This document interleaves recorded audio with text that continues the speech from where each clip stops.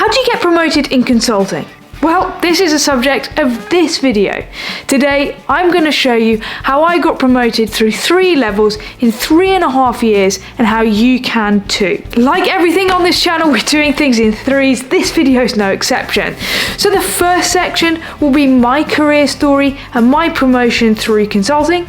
Secondly, we'll talk about my 3-step recipe for success for promotion. And finally, we'll round up by talking about what does normal look like in a consulting promotion timeline. And a big shout out to Martha's, I hope I'm saying your name correctly, let me know if I'm not, who asked this question in a comment on a different video. So Martha's, I hope this helps answer your question. Let's get into it. Now the first thing is that you need to understand a little bit of context. If you've been watching this channel a while, you'll know that I work in Accenture. Now the reason this matters is because different firms have different terminologies for different levels, and some have different levels altogether. So before you go comparing my story to your story, make sure that you're doing an apples to apples comparison. And if you don't care about my promotion story, that's fine. Use the timestamps below to skip around the video to the bits that you find most helpful. So let me first explain. In Accenture, it's split into a few different areas. I am in Accenture Technology. Now our career paths look like this. When you join the company, you start as an associate. Those are our grad levels. You then get promoted up to analyst before becoming a senior analyst. This is where I joined the company. And I did that in October of 2017. As of today, I'm a manager, and I made manager in March of 2021. So what did I do between October 2017 and March of 2021 to get promoted up 3 levels in 3.5 years? And how long did I spend at each level? Here's how it went. Now my first promotion was actually a double promotion, and that was in August of 2018. What this means is that I actually skipped consultant level altogether, so I went straight from senior analyst over to associate manager, and I'll talk about my 3-step recipe for success for doing that in a second. In August of 2018 and March of 2021, I stayed as an associate manager until the good news came last year. What that means is that I've now been a manager for pretty much exactly a year. And the reality is, the 3 steps I'm about to share for success, honestly, anyone can do. Of course, this video can't guarantee you a promotion. I can't, no one can. But what it will do is arm you with 3 things that will drastically increase your chances compared to those around you. So let's not waste any more time, let's get straight into it. So what's this 3-step recipe for success? Well, it goes something like this. Number 1, attention to detail. Number 2, influence the influencers. And number 3, play the game. Let's talk about these in a bit more detail. Number 1, attention to detail. What do we mean here? Well, it's exactly as it says on the tin. Firstly, you need to know what good looks like for the role that you've been prescribed to do. And you then need to go and pay attention to every single detail that's related to that. Let me give you an example. My first role was as a release manager, and it had 2 elements to it. Firstly was allocating capacity from development teams so that we knew, did we have enough developers to work on things in that particular week? Were we over or under allocated? And secondly, any defects. So knowing all the defect numbers, all the dates that they're going to be fixed, the build numbers of the code that it's going to be in, if there's going to need to be any extra testing, all those types of things, so that we could deploy on behalf of the client on a set specific date.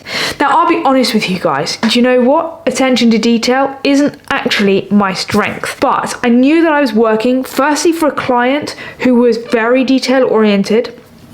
Secondly, I felt the pressure of not just producing something for a boss that I wanted to impress.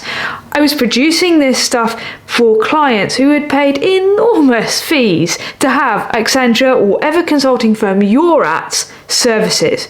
You're not just presenting something to represent yourself, you're representing the firm that you work for. So it is super important that you have attention to every single detail. This means all the obvious stuff like typos, right? It's happened to me, and it's mortifying when you put up this presentation you've worked hours on and it looks really great, and then you stick it up on the screen and there's a typo. It's so embarrassing, and really you need to be finding these things. You don't want your boss to be finding them either. But for me, most of my work in my first role was actually done in Excel. What this meant was, because particularly with capacity allocation, I had to make sure that not only did all the rows add up to what they were supposed to, had I actually correctly matched the build effort with the allocation that I had put. And not only that, did it match up correctly to the right weeks. And to be honest, at the time, we had a lot of manual stuff in that spreadsheet. So a lot of these checks I had to do manually. Now, looking back, there could have been more formula that I could have put into this Excel earlier on. Like, I learned a lot of this stuff way too late, and I wasted a lot of time doing manual checks when I didn't need to. But the point is, I sat there and I checked every single row of this spreadsheet when there were people around me who were not doing that was leading to errors, and my work didn't have those errors in. Automatically, who's going to be perceived better by the client? Doesn't take a genius to work that out. When it comes to hard skills, that's kind of it. You actually don't need to be an Excel whiz or a PowerPoint whiz to get yourself promoted in consulting. Actually, you just need to learn how to do the basics of your role right, do them right every single time, and the rest of it is kind of soft skills. Which leads us nicely into point 2. Influence the influencers. Now in Accenture, we have 2 promotion cycles, which means you get 2 shots of promotion every single year. And you people think that all you need to do is have a quick coffee right before the discussion and you're going to be fine. Well, you know what, guys? It doesn't work like this. Because it's all right for you to talk to an MD. I'm not saying don't do that, but you need to do way more than that, and it's much, much subtler. Influencing the influencers is about saying, okay, if this MD is the decision maker in the room, yes, I need them to think good things about me. But where is the most likely source that that's going to happen? Well, it's in the people talking to them. So who are the people who have the most influence over this MD? So it's not just the MD that's got to think good things of you based on one coffee they had of you. They need to consistently hear good stuff about you from the people around them. You then need to make sure that they think good things of you. How do you do that? This is not just about sticking a coffee in. This is about maybe doing some, what in Accenture we call side of desk work. This is when you help out on an initiative. I went and helped out with innovation because I knew that that contained influential people who influenced the ultimate decision maker. And then I went and looked and thought, well, these people are still quite senior. So I need the people who influence them to also think good things of me. And you see where I'm going with this. Too many people overestimate having a coffee with an MD and call that networking, or just any general networking as like having a coffee and thinking that that's going to get them promoted. It really isn't. It's about understanding who are the decision makers, who are the influencers on those decision makers, and making sure that it's not just 1 or 2 people that know your name and think good things of you, that it is that whole network, because that builds up a holistic picture of you as an individual that will support you for promotion when you're going for it. Which leads us nicely to the third part, which is playing the game. What does playing the game actually mean? Firstly, it does not mean politics. It does not mean playing dirty, trampling over other people. If that's what you're doing to get promoted, you don't deserve your promotion, in my opinion. Playing the game is much more complex than that. Because here's the thing that almost no one in one of these how to get promoted type videos will actually tell you. Luck plays a huge part in getting promoted. Being in the right place at the right time, in front of the right people, That's basically what you need to get promoted. People often don't talk about this. Maybe they feel like it takes away from how hard they worked, etc., etc. And look, yeah, I worked really hard, right? I worked really hard for my double promotion. I don't think I've ever worked harder in my life. But I'm not going to lie. There was a fair bit of luck along the way. But what I did do was a few things that helped to bring that luck a bit more my way. And it's those things that I define as playing the game. Because it's not enough that the people in influential positions think good things of you. They need to think good things of you in relation to the things that are important to them. Here's what I mean. Let me give you an example. Back in 2018, agile delivery was becoming vogue again, and more of our clients were asking for people with agile delivery skills and design thinking skills. Now, I had some of this. I'd previously worked in agile environments. I knew quite a bit about agile. I'd done an agile qualification before I came to Accenture. So I knew that I was well positioned to provide some thoughts on this. But I also knew that senior analyst, it's a pretty junior title. So I knew I needed to do some extra stuff for people to take me seriously. The first thing I did was put myself on some refresher training and some new training to learn more about design thinking. Now, the difference is I didn't ask, can I do some training? I just went and did it. And I did it using the internal Accenture resources, so I knew it wouldn't cost anyone anything. I could go and secretly get trained to make sure I had all the skills I needed to bring this into the client. And that was the second thing I did.